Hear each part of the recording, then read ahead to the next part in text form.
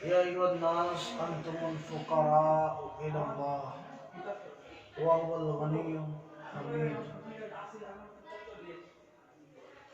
रब्बुल आलमीन यहाँ से अपने पावर को और अपने हक़ानियत, अपनी तौहीद वहदानियत को बयान फरमाए। लोग कभी कभी अपने आप को बड़ा समझ बैठते हैं, कभी कभी उनके पास मालो दौलत आ जाता है तो लोग अपने आप को अमीर समझ बैठते हैं। लेकिन बात यह है कि अल्लाह रब्बुल इज़्ज़त के अलावा कोई गनी नहीं है। इसलिए अल्लाह रब्बुल इज़्ज़त ने लोगों को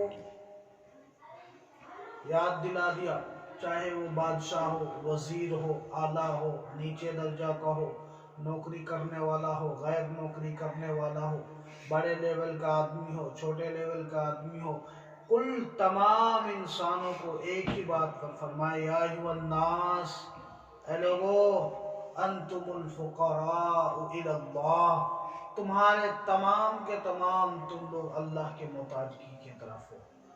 यानी तुम्हारी मोहताजगी अल्लाह ही के तरफ है, तुम अल्लाह के अलावा कुछ नहीं कर सकते। चंद सांसें लेना पड़ते हैं तो अल्लाह की हवा से हम सांस लेते हैं, ज़मीन में चलते हैं वो भी अल्लाह के, समझ में आ रही बात। देखते हैं, देखना भी अल्लाह के है, लेकिन बहुत सारे आदमियों के आँख रहते हुए बिनाई नहीं है। इसका मतलब यही कि मोहताजगी है। कोई भी आदमी ये नहीं कह सकते हम बगैर मोहताजगी, समझ में आ रही बात। बड़े से बड़े आदमी, छोटे के छोटे लेवल का आदमी, अमीर तरीन आदमी, गरीब तरीन आदमी, नौकरी वाले आदमी, बगैर नौकरी वाले आदमी, खेती बाड़ी करने वाले आदमी और बादशाह करने वाले आदमी, वकालत करने वाले आदमी, जजज करने वाले आदमी, तमाम के तमाम लोग किस दर का मोहताज है? अल्लाह रब्बुल इज़्ज़त का दर का मोहताज है। वही फरमाते तुम लोग अल्लाह की तरफ मोहताजगी हर हाल में, बिकुल हाल, हर हाल में। तुम सोना चाहो, अल्लाह रब्बुल इज़्ज़त अगर तुम्हें नींद ना दे तो तुम सो नहीं सकते, समझ में आ रहे। तुम आसमान में उड़ना चाहते हो, अल्लाह रब्बुल इज़्ज़त उड़ा भी सकते, समझ में आ रही बात। तुम जो कुछ करना चाहो, अल्लाह रब्बुल इज़्ज़त के अलावा तुम कुछ नहीं कर सकते। एक आदमी कहते हैं, पंडित जी, एक मुल्ला जी कहते हैं कि अल्लाह के अलावा दरख्त के पत्ते हिलते नहीं है। तो पंडित जी कह रहे हैं मैं तो पूरा दरख्त की जड़ को हिला कर रख दिया, पूरा पत्ते गिर गए, अल्लाह रब्बुल इज़्ज़त के हुक्म के बिना भी मैं क्या दूं। अबे नादान, तुम्हें मालूम नहीं है, तुमने हिला दिया वो गिर गया, वो आसान सी काम है। तुम्हारे अंदर अगर इतना ही ताकत है तो वो पत्तों को फिर दरख्त के अंदर जोड़कर नहीं कर सकते, समझ में आ रहा। इसलिए मोहताजगी हर हाल में अल्लाह ही की तरफ है। वल्लाहु गनिय्युन, और अल्लाह रब्बुल इज़्ज़त बेनियाज है, अल्लाह गनी है, अल्लाह गनी है अपने खल्क, अपने मखलूकियत से। अगर हम लोग नमाज पढ़ें न पढ़े, अल्लाह के जर्रा बराबर शान में कोई कमी नहीं आएगी।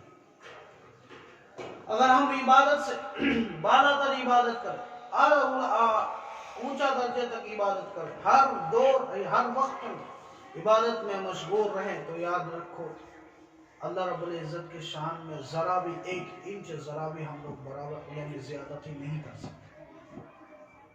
पूरी दुनिया काफिर हो जाए तब भी अल्लाह रब्बुल इज़्ज़त के एक इंच भी, एक इंच को 100 में से किस्सा कर दो, 100 में से तकसीम कर दो, उस तकसीम में से एक तकसीम ले लो, तब भी अल्लाह रब्बुल इज़्ज़त के शान में कुछ भी खलल पैदा नहीं होगा। उसके बाद अल्लाह रब्बुल इज़्ज़त फरमाते हैं, इन यशा युज़हिबकुम व याति बिखल्क़िन जदीद,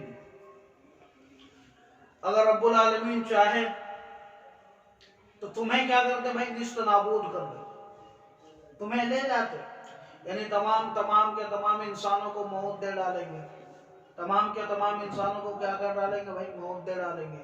तुम्हारे बदले में दूसरा कोई मखलूक हम लाएंगे, नया कोई मखलूक लाएंगे। तुम अल्लाह रब्बुल इज़्ज़त अगर ये चाहे तो ये भी कर सकते, समझ में आ रही बात। वमा ज़ालिका अलल्लाहि बिअज़ीज़, और ये अल्लाह रब्बुल इज़्ज़त पर कोई सख्त नहीं है, समझ में आ रही। ये अल्लाह रब्बुल इज़्ज़त के लिए आसानी बात है। کوئی بڑی بات نہیں ہے، یہ ہمارے اور آپ کے لیے بہت بڑی بات ہے، لیکن رب العالمین کے لیے کوئی بڑی بات نہیں ہے۔ المحمود فی صنعہ بہم، اللہ رب العزت نے اپنے بارے میں فرمایا۔ اور یاد رکھو قیامت کے دن، اب دوسری آیت یہ بتا رہے ہیں، قیامت کے دن ایسا ہولناک والی دن ہے جس دن میں پیر اپنے مرید کی بوجھ نہیں اٹھائیں گے اور مرید اپنے پیر کے بوجھ نہیں اٹھائیں گے، باپ اپنے بیٹے کے بوجھ نہیں اٹھائیں گے، بیٹا اپنے باپ کے بوجھ نہیں اٹھائیں گے۔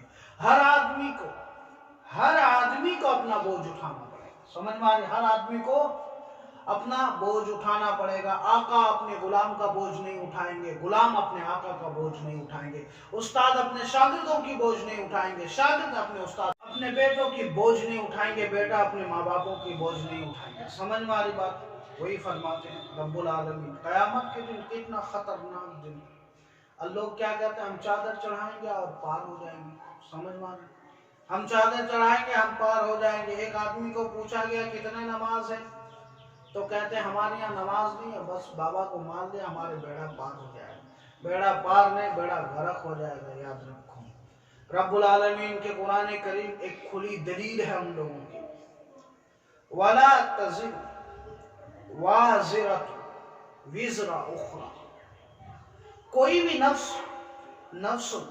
نفس دوسرے نفس کا مال نہیں اٹھائے گا، کوئی بھی آدمی دوسرے آدمی کا بوجھ نہیں، وزرا اسامت ای لا تحمل، یعنی بوجھ نہیں اٹھائے گا دوسرے آدمی کا۔ ہاں یاد رکھو، اگر وہ اٹھانے کے لیے بولے بھی، سمجھ میں آتے ہیں، وَإِن تَدْعُوا، اگر پکارے اپنے نفس کو، سمجھ میں آتے ہیں، وزن اٹھانے کے لیے، تب بھی نہیں اٹھائیں گے کچھ بھی، سمجھ میں آتے ہیں۔ اگرچہ وہ قریبی رشتہ دار ہو، وَلَوْ كَانَ الْمَدْعُو، یعنی پکارنے والے جسے پکارا جاتا ہے، ذل قربا، قریبی رشتہ دار ہو، جیسے کل اب باپ، بیٹے اپنے باپ کو کہہ رہے ہیں ابا جان ہمارے گناہ کا بوجھ اٹھا لو، ابا بھاگیں گے۔ یوم یفر المرء من اخیہ وامہ وابیہ وصاحبتہ وبنیہ، لوگ کہتے ہیں کہ ہمارے پیر ہمارے بوجھ اٹھا کے لے جائیں گے، ہمارے مرشد ہمارے بوجھ اٹھا کے لے جائیں گے۔ یاد رکھو ماں باپ سے بڑھ کر کوئی پیر نہیں ہے، سمجھ میں آ رہے؟ اللہ رب العزت نے فرمایا او لوگوں، تمہارے ماں کے قدموں میں تمہارے لیے جنت رکھے ہیں۔ تمہارے ماں کے قدموں میں کیا رکھے ہیں؟ تمہارے لیے جنت رکھیں گے۔ وہی ماں کل قیامت کے دن بھاگے گا ہمیں دیکھ کر، کیا کرے گا؟ بھاگنے لگے گی کہ بیٹا ہم سے کہیں ایک نیکی نہ مانگ لے۔ سسر، جسے ہم آج کے دنیا میں کیا کہتے ہیں، بیوی کے باپ کو کیا کہتے ہیں، سسر، وہ بھی بھاگیں گے، خود کے بیوی بھاگیں گے، بیٹے بھاگیں گے، بیٹے کے بیٹے بھاگیں گے، پوتے بھاگیں گے، تمام کے تمام انسان وہاں بھاگ دوڑ کا عالم ہوگا۔ اگر وشواس نہیں ہے تو قرآن کریم کی آیت اٹھا کر دیکھو، رب العالمین فرماتے ہیں یوم یفر المرء من اخیہ وامہ وابیہ وصاحبتہ وبنیہ لکل امرئ منہم یومئذ شأن یغنیہ۔ دھوکے میں مت رہو یارو، دھوکے میں مت رہو، ایک دن آئے گا جب پتہ چل جائے گا کہ مرید کہاں ہے اور پیر کہاں ہے۔ سمجھ میں آ رہا ہے؟ رب العالمین وہی فرماتے کل اب باپ بھی نہیں اٹھائے گا، والابن، اور ابن بھی نہیں اٹھائیں گے، سمجھ میں آتا ہے، یعنی بیٹا بھی نہیں ہوتا ہے اٹھائیں گے۔ اب یہاں سے رب العالمین یہ فرماتے ہیں انما تنذر الذین یخشون ربهم بالغیب، بے شک وہی لوگ اللہ سے ڈرتے ہیں، آپ انہی لوگوں کو ڈراؤ جو لوگ اللہ سے کیا غیبانہ طور پر ڈرتے ہیں۔ ایک آپ کے ڈرانے سے بھی ڈرتے ہیں، اور غیبی طور پر جب گھر میں سو جاتے ہیں تو اللہ کی یاد آتے ہیں۔ کل رب العالمین اگر کل مر جائیں تو پرسوں اگر پوچھے دنیا میں کیا کی، اس ڈر میں سوتے ہیں، سمجھ میں آتے ہیں۔ لیکن منافقوں کو آپ جتنا بھی سمجھاؤ، جتنا بھی کچھ کہو، وہ لوگ نہ ڈریں گے نہ آپ کی بات سنیں گے، سمجھ میں آتے ہیں۔ واقیموا الصلاۃ، اور اچھے لوگ کیا کرتے ہیں بھائی، نماز قائم کرتے ہیں، نماز کو ادا کرتے ہیں۔ ومن تزکا طہورا من شرک، اور جو شخص اپنے آپ کو پاک رکھتے ہیں شرک سے، وغیرہ، اور اس کے علاوہ سے۔ شرک کی کیا معنی؟ شرک کرنے کا مطلب یہ کہ پارٹنرشپ، جسے ہم کہتے ہیں پارٹنرشپ انگلش زبان میں، عربی زبان میں کہتے ہیں شریک، سمجھ میں آتے ہیں۔ اب شرک سے اپنے آپ کو پاک رکھنا یعنی اللہ کے علاوہ کسی کے یہاں اللہ کے ساتھ شریک نہ کرو. سمجھ مارے؟ بابا بھی بچے دیتے ہیں، اللہ رب العزت بھی بچے دیتے ہیں. سمجھ مارے؟ بابا بھی ہمارے دین چلاتے ہیں، اللہ رب العزت بھی دین چلاتے ہیں. پیروں کے نام پر بدنام کرتے رہتے ہیں لوگ. سمجھ ماری بات؟ لوگوں کو معلوم ہی نہیں ہے کہ وہ کون چلا رہے ہیں. سمجھ مارے؟ اب یاد رکھو، اگر کوئی کہتے ہیں کہ ہم نے اجمل شریف درگاہ وغیرہ میں گئے، ہمارے کام تو ہو گئے، تو میں اس کو یہ کہنا چاہتا ہوں کہ یاد رکھو ہر مورتی پجاری لوگوں کا بھی منت ماننے سے کام ہو جاتے ہیں. تو تمہارے دلیل کے مطابق وہ بھی کیا سچے خدا ہے؟ سمجھ مارے؟ اگر تمہارے سچا ہے تو ان کا بھی سچائی ہونا چاہیے، وہ بھی تو منت مانگے ہیں. رب العالمین بہانہ دیکھ کر انسان ڈھونڈتا ہے. سمجھ مارے؟ رب العالمین بہانہ دیکھتا ہے. سمجھ ماری بات؟ تم وہاں جا کے مانگ رہے ہو، اللہ رب العزت پھر بھی تمہیں دے رہا ہے. یہ اللہ رب العزت کی احسان ہے ہم لوگوں پر. وَإِنَّمَا يَتَزَكَّى لِنَفْسِهِ، اور جو تم نے یہ شرک سے اپنے آپ کو پاک رکھا، بدعات سے اپنے آپ کو پاک رکھا، یاد رکھو یہ پاکی تمہارے نفس ہی کے لیے ہے، صرف تمہارے نفس ہی کے لیے ہے. یعنی یہ شرک نہ کرنے سے اور جو تم نے اپنے آپ کو پاک رکھا ہے، یہ تمام کے تمام چیزیں تمہیں فائدہ دے گا. کل قیامت کے دن تمہیں جنت میں داخل کیا جائے گا. وَإِلَى اللَّهِ الْمَصِيرُ، یاد رکھو تمام کے تمام چیزوں کو اللہ ہی کے طرف لوٹنا ہے. اب یہاں سے دیکھو مومن اور غیر مومن کے اللہ رب العزت کیا فرماتے ہیں بھائی؟ ڈیفینیشن. اللہ رب العزت فرق بتا رہے ہیں. وَمَا يَسْتَوِي الْأَعْمَى وَالْبَصِيرُ، دنیا والوں سے پوچھو اندھا اور دیکھنے والا برابر ہو سکتا ہے؟ کبھی نہیں ہو سکتا. دیکھنے والے دنیا کی رنگتوں کو دیکھتا ہے، آسمان کی بلندی کو دیکھتا ہے، زمین کے سطح کو دیکھتا ہے، پرواز کو دیکھتے ہیں، چرندے پرندے کی چہچہانے کو دیکھتے ہیں، یا چرندے پرندے کی رنگوں کو دیکھتے ہیں، پھلوں کی مٹھاس کو اندازہ کرتے ہیں، یا پھر پھلوں کی مٹھاس کے اوپر جو رنگتیں ہیں تمام کے تمام خوش نظارے دیکھتے ہیں.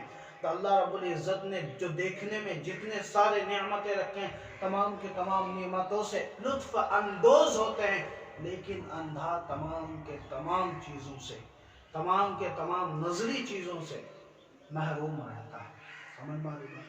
تو یہ اللہ رب العزت فرماتے ہیں وَمَا يَسْتَوِي الْأَعْمَى وَالْبَصِيرُ، اندھا اور دیکھنے والا کبھی ایک ساتھ نہیں ہو سکتا، ایک جیسا نہیں ہوتا. اور اندھا سے مراد الکافر والمؤمن ہے. اس کا مطلب یہ ہے کہ لا يستوي الکافر والمؤمن، یعنی مومن اور کافر کبھی برابر نہیں ہو سکتا ہے. مومن دیکھنے والا ہے، مومن دیکھنے والا ہے اور کافر اندھیرا میں ہے. سمجھ میں آتی ہے؟ اس کے بعد دیکھتے ہیں دوسری مثال اللہ رب العزت فرماتے ہیں وَلَا الظُّلُمَاتُ وَلَا النُّورُ، اور اندھیری اور نور ایک ساتھ ایک جیسا نہیں ہو سکتا. نور نور ہوتا ہے اور اندھیرا اندھیرا ہوتا ہے. انسان کو خود ہی پتا نہیں چلتا ہے کہ میں کون ہوں. سمجھ میں آپ کبھی اندھیرے میں، پورے اندھیرے میں اپنے ہاتھ کو نکال کے دیکھو، ہاتھ آپ کو نظر نہیں آئے گا کہ ہاتھ میں کیا ہے کیا ہے. یہ لکیریں جو ہیں یہ تمام کے تمام چیز کو آپ کے نظر سمائے گا نہیں. سمجھ ماری بات؟ تو یہ اندھیرا ہے جو خود کو بھی پہچان نہیں پاتے ہیں. اور نور تو نور ہوتا ہے. سمجھ میں آتا ہے؟ جب رات ہوتی ہے تو پورا دنیا اندھیرا سناٹا چھا جاتا ہے. جب سورج آتا ہے، سورج کا طلوع ہوتا ہے تو پورا دنیا اجالا ہی اجالا ہو جاتا ہے. سمجھ میں آ رہا ہے؟ اور نور سے مراد ایمان ہے اور ظلمات سے مراد، اندھیرا سے مراد کفر ہے. یاد رکھو کفر اور ایمان کبھی برابر نہیں ہو سکتا ہے. ایک اللہ کے سامنے سجدہ کرنے والا اور غیر اللہ کے سامنے سجدہ کرنے والا کبھی برابر نہیں ہو سکتا ہے. تم دعویٰ لاکھوں کر لو، تم دعویٰ لاکھوں کر لو، تم دعویٰ لاکھوں کر لو، یاد رکھو ہم دنیا بنانے والے کے سامنے سجدہ کرتے ہیں اور جو مخلوق ہے تم اس کے سامنے سجدہ کرتے ہیں. سمجھ میں آتا ہے؟ تمہارے سجدہ اور ہمارے سجدہ میں آسمان زمین کا فرق ہے۔ ہمارے اگر گردن میں تلوار بھی رکھے جائے تو ایمان کی اتنی حرارت ہے، اللہ رب العزت سے اتنا محبت ہے، رسول اللہ صلی اللہ علیہ وسلم سے ہم لوگوں کا اتنا محبت ہے کہ کبھی باطنوں کے سامنے ہم سجدہ نہیں کریں گے، چاہے وہ خدا کے کتنے بھی بڑے بزرگ بن جائیں۔ سمجھ میں آ رہی بات؟ اب یہاں سے دوسری مثال دے رہے ہیں، وَلَا الظِّلُّ وَلَا الْحَرُورُ، یاد رکھو سایہ اور تپش، یہ جو تپش ہے نا یہ کبھی بھی برابر نہیں ہو سکتا۔ اب گرمی کے موسم میں کبھی گھومنے کے لیے باہر جاؤ، آپ کو سایہ اور دھوپ کا مزہ معلوم ہو جائے گا۔ اب دھوپ میں گھومیں گے آپ کا جی یہ چاہے گا میں سایہ میں جاؤں گا، کسی درخت کی گھنی سایہ میں چلا جاؤں گا۔ سمجھ والی بات؟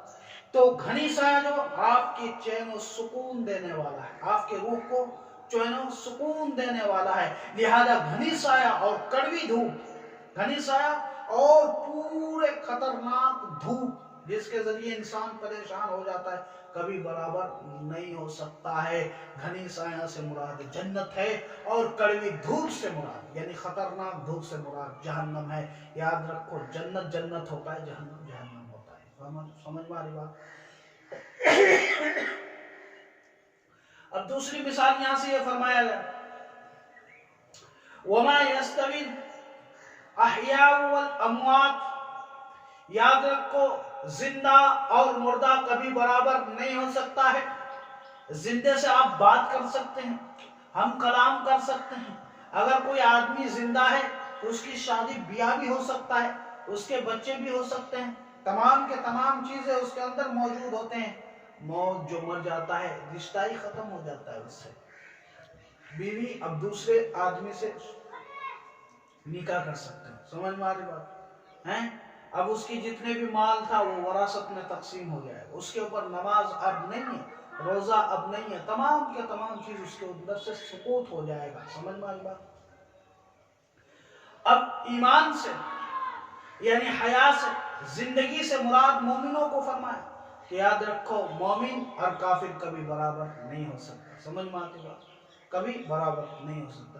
ان اللہ یسمع من یشاء، اور اللہ رب العزت جسے چاہے سنا دیتا ہے، یعنی ایمان کی ہدایت جس کے لیے چاہے اللہ رب العزت دے دیتے ہیں۔ سمجھ میں؟ ہدایت جس کے لیے چاہے دیتے ہیں۔ وما انت بمسمع من فی القبور، اور جو لوگ قبروں کے اندر ہے آپ اس کو ہدایت نہیں دے سکتے ہیں۔ یہاں سے مراد یہ ہے ان کفاروں کے بارے میں فرمایا گیا ہے جو شکوک و شبہات میں ہے، گویا کہ وہ ایسا ہے جیسے مرے ہوئے ہیں، اور مرے ہوئے کو ہدایت نہیں، مرے ہوئے کو آپ سنا نہیں سکتے، کسی چیز کے بارے میں سنا نہیں سکتے۔ ایک پردھان منتری مر گئے، سمجھ میں آتا، اب اس کو بول رہے ہیں پولیس وغیرہ آپ کے لیٹر یا آپ کے حکم کے منتظر ہیں، وہ کبھی کچھ سمجھ پائے گا؟ نہیں پائے گا۔ سمجھ میں آ گیا؟ اور نہ ہی جواب دے پائیں گے۔ اب یہاں سے فرماتے ہیں انما انت الا نذیر، یہاں سے فرماتے ہیں اے محمد صلی اللہ علیہ وسلم آپ فقط ان لوگوں کو ڈرانے والے ہیں، یعنی آپ ان لوگوں کو ڈرانے والے ہیں۔ اور کیا فرماتے ہیں؟ انا ارسلناک بالحق بشیرا و نذیرا، اب یہاں سے فرماتے ہیں کہ ہم نے آپ کو حق دے کر بھیجا، حق بولے تو ہدایت دے کر بھیجا، قرآن دے کر بھیجا، اور بشیرن اور ان لوگوں کی خوشخبری دے کر بھیجا جو آپ کے حق کو قبول کرے۔ رب العالمین کے نبی پاک صلی اللہ علیہ وسلم نے آ کر کفار مکہ کے درمیان جب اعلان کیا لا الہ الا اللہ، اللہ کے علاوہ کوئی معبود نہیں، جن لوگوں نے مان لیا ان کے لیے خوشخبری ہے، جنت ہے، اور جن لوگوں نے انکار کیا ان کے لیے ڈراؤنا خبر ہے، جہنم۔ سمجھ میں آتا ہے؟ وَنَذِيرٌ مَن لَّمْ يُجِبْ إِلَيْهِ، جو اس کے اپنے طرف کیا نہیں کیا بھائی، جس کو قبول نہیں کیا، ان لوگوں کے لیے فرمایا گیا وَإِن مِّنْ أُمَّةٍ إِلَّا خَلَا